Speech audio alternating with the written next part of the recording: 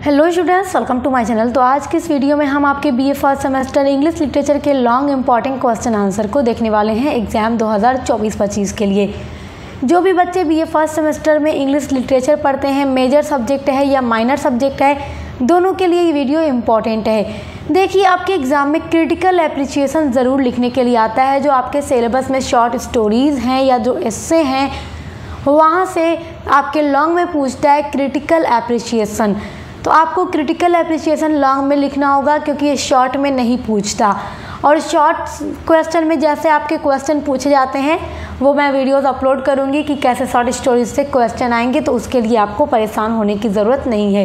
English के अलावा भी हर एक सब्जेक्ट की महासंग्राम रिवीजन क्लास 2024-25 एग्जाम के लिए और important question answer model paper की वीडियोज़ लगातार हमारे चैनल पर अपलोड हो रही हैं, तो विजिट करके ज़रूर देखिएगा।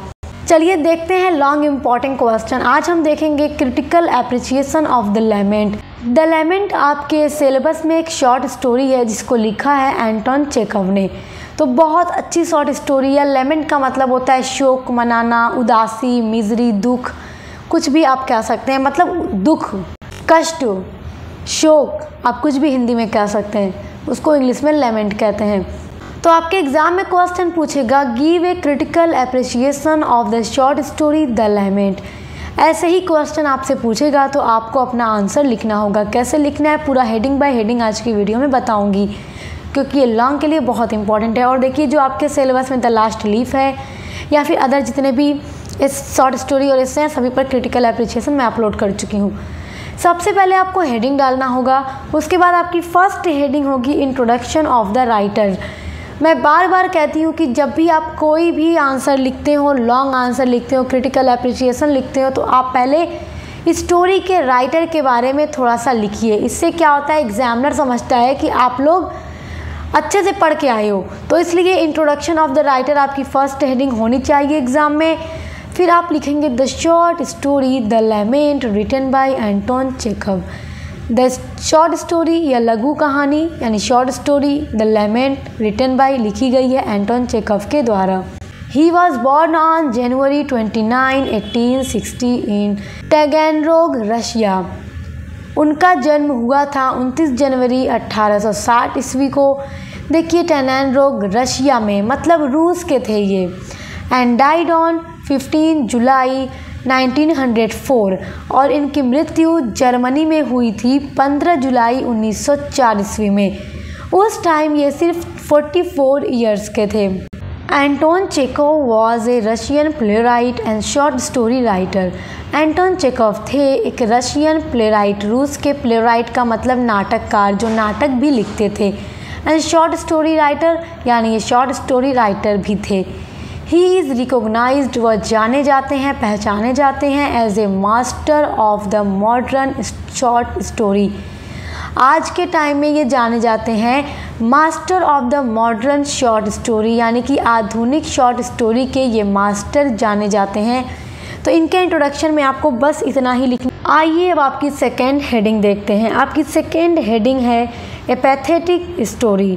पैथेटिक मतलब होता है दयनीय, स्टोरी मतलब कहानी। ए पैथेटिक स्टोरी यानी एक दयनीय कहानी।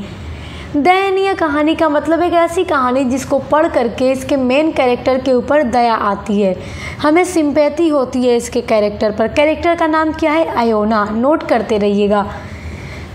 एक बूढ़े आदमी की कहानी है, उदास भरी कहानी। लेमेंट यानी शोक, उदासी, कष्ट। This story is an old Russian cab driver. ये कहानी है एक बूढ़े रशियन कैब ड्राइवर की, जो कैब चलाता है, मतलब पैसेंजर को ढोता है, एक स्थान से दूसरे स्थान पर पहुंचाता है, और मतलब वही उसकी रोज़ी रोटी का ज़रिया है।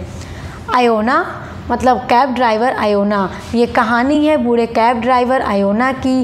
Who lost his son very recently, जिसने खो दिया हिज सन अपने बेटे को, वेरी रिसेंटली यानी अभी हाल ही में इसके बेटे की डेथ हो गई है। He sudden departure from the world has shattered the life of the old man. Meaning बताते चलूँगी तो आप लोग अच्छे से समझेंगे। ही सडन, उसका अचानक, डिपार्चर यानी कि चले जाना, फ्रॉम द वर्ल्ड, इस संसार से, है शैटर्ड, शैटर्ड का मतलब चूर चूर कर देना या तोड़ करके रख देना, the life of the old man, उस बूढ़े आदमी का जीवन चूर चूर हो गया है, उसके बेटे का अचानक इस संसार से चले जाना, क्योंकि उसका वही एक बेटा था और उसके बेटे के अलावा अब इसके बुढ़ापे में कोई दूसरा सहारा न था। तो बुढ़ापे में जवान बेटे की मृत्यु एक बाप पर क्या गुजरती होगी वही जानता होगा। तो इसके साथ ऐसा ही हुआ है। The loss of his son occurs, the loss of his son, उसके बेटे का इस तरह से चले जाना तब घटित हुआ, ऑकर्स मतलब घटित होना, व्हेन, जब, he was most needed in the family, जब उसकी सबसे ज़्यादा नीड थी उसके परिवार को। जब माँ बाप बूढ़े हो जाते हैं तो बेटा की ज़रूरत सबसे ज़्यादा माँ बाप को होती है। तो उसका बेटा उस टाइम चला गया जब उसकी फैमिली को उसकी सबसे ज़्यादा ज़रूरत थी। The departure of his sun from his life, उसके बेटे का उसके जीवन से चले जाना, not only makes him lonely, lonely मतलब अकेला, मेक्स मतलब बना देना, ही मतलब उसको, तो उसके जीवन को सिर्फ अकेला ही नहीं बना देता बट आल्सो हेल्पलेस, जबकि उसको हेल्पलेस भी बना देता है, असहाय बना देता है। मतलब उसका अब कोई और दूसरा सहारा नहीं है, अब ये मजबूर हो गया है। मतलब इसके बेटे का अचानक इस तरह से इस संसार से चले जाना उस बूढ़े को आदमी को सिर्फ अकेला नहीं करता जबकि मजबूर भी बना देता है। द स्टोरी इज़, ये कट कर दीजिएगा, the story is full of pathos and PT, ये कहानी भरी हुई है पैथोस एंड पीटी से, मतलब दया से और करुणा से।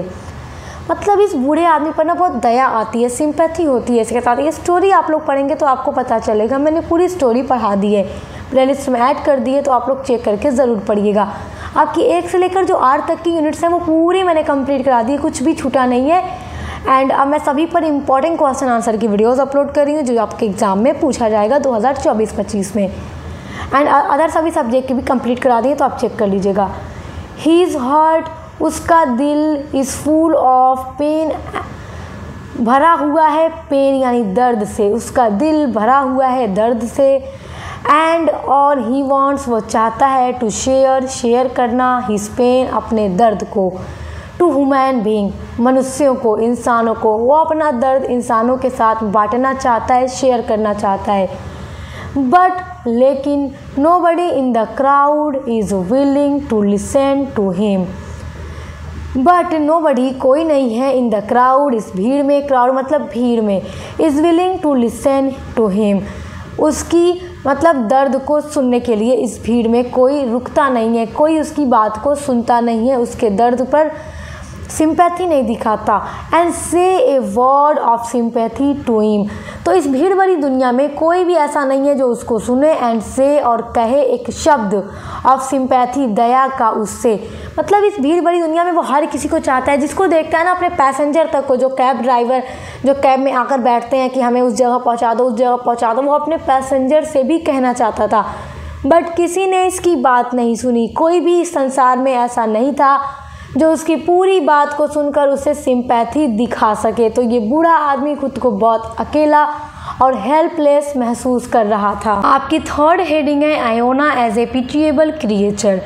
आयोना एक दयनीय प्राणी के रूप में, मतलब एकदम दयनीय प्राणी की तरह ये था। आयोना पोटापोव अपीयर्स, आयोना पोटापोव दिखाई देता है एज ए पिटिएबल क्रिएचर, एक दयनीय कैरेक्टर के रूप में इन द स्टोरी, इस कहानी में। मतलब एक ऐसा व्यक्ति है ये इस कहानी में जिसके ऊपर बस स्टोरी पढ़ के ही दया आ जाती है। In spite of his old age and cold weather, देखिए इस बूढ़े उम्र में और ठंडी का मौसम था, रशिया है, रशिया में बर्फ़ पड़ती है। He comes out with his cab, वो बाहर आता है अपनी कैब के साथ। And wait for his passengers till the snowy evening, और वो इंतज़ार करता है अपने पैसेंजर्स का टिल द स्नोवी इवनिंग, मतलब सुबह से मतलब शाम तक, इस मतलब स्नो गिर रही है, बर्फ़बारी हो रही है, मगर वो शाम तक बैठकर उसी बर्फ़ में अपने पैसेंजर का इंतज़ार करता है। क्यों करता है? क्योंकि इसे खाने के लिए और अपने घोड़े को खिलाने के लिए रुपयों की मतलब मनी की नीड थी। और इसका बेटा तो इस संसार में है नहीं जो ऐसा कमा के इसको ला कर दे दे। यही बूढ़ा व्यक्ति अब अपना और अपने घोड़े का, अपनी बीवी का मतलब सहारा है। इसलिए वो इस ठंडे में, बर्फ़ गिर रही है, और अपनी कैब लेकर बाहर आता है। Iona sits on seat, Iona बैठ जाता है सीट पर। Without moving your self in the fallen snow, बिना खुद को हिलाए डुलाए वो इस गिर रही बर्फ़ में बैठ जाता है अपनी सीट पर, कैब की सीट पर। His pain was so deep, उसका दर्द था so deep, बहुत गहरा, that he could not even feel the cold, और इसका दर्द इतना गहरा था कि इस बर्फ़ गिर रही है, उसके ऊपर बर्फ़ गिर रही है, मगर ये हिल डुल नहीं रहा है। दर्द इतना गहरा है कि उसे ठंड का एहसास ही नहीं हो रहा था। He wanted someone to listen his lament over the death of his son, वह चाहता था someone, कोई सुने, listen सुने, his lament, उसके दुख को, उसके शोक को, over the death of his son, कि कैसे उसका बेटा इस संसार से चला गया, कैसे उसके बेटे की मृत्यु हो गई। However, हालांकि people were too busy in the world, यहाँ संसार में जो लोग हैं बहुत बिजी थे। एंड नेवर पेड अटेंशन, और किसी ने भी कभी भी उसके ऊपर ध्यान नहीं दिया, कभी इसके ऊपर किसी ने ध्यान नहीं दिया।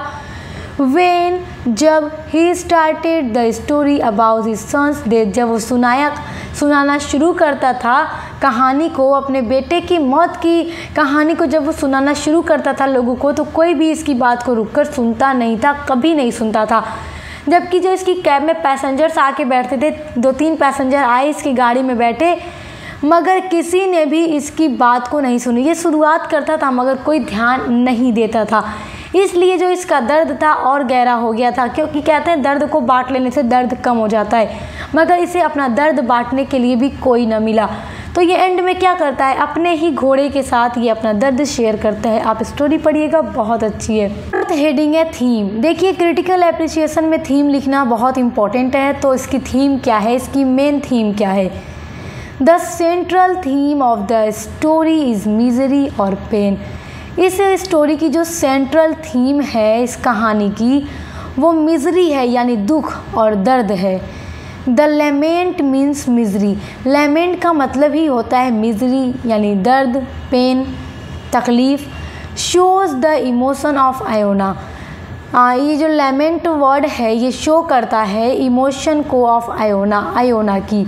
Who is suffering from sorrowful life, जो पूरी तरह से सोरोफुल लाइफ से जूझ रहा है, मतलब इसके जीवन में सिर्फ और सिर्फ कष्ट है, लेमेंट है, उदासी है, दर्द है। He had faced biggest pain of the life, और वो अपने जीवन का सबसे बड़ा दर्द फेस कर रहा था। That is he lost his son, और वो दर्द था कि उसने अपना बेटा खो दिया, अपना जवान बेटा खो दिया जो उसके बुढ़ापे का सहारा था, क्योंकि ये व्यक्ति बूढ़ा हो चुका था। तो यही इस स्टोरी की सेंट्रल थीम है। आई होप कि आप critical appreciation of the lament बहुत अच्छे से समझ गए होंगे। तो ऐसा ही आपको अपने एग्जाम में आंसर देना होगा, और इससे रिलेटेड जितने भी शॉर्ट इंपॉर्टेंट क्वेश्चन आंसर हैं उन पर मैं जल्द वीडियो अपलोड करूंगी, महासंग्राम रिवीजन क्लास। तो सारे स्टोरी इस चीज़ का मैं एक ही वीडियो में आपको प्रोवाइड करा दूंगी, तो आपको उसके लिए परेशान नहीं होना है। बाकी के लिए भी आप हमारे चैनल पर विजिट करके प्लेलिस्ट को ज़रूर चेक कीजिएगा। आपको हमारे चैनल पर BA के 3 सालों तक सब कुछ मिलता रहेगा। तो अब मिलते हैं नेक्स्ट वीडियो के साथ।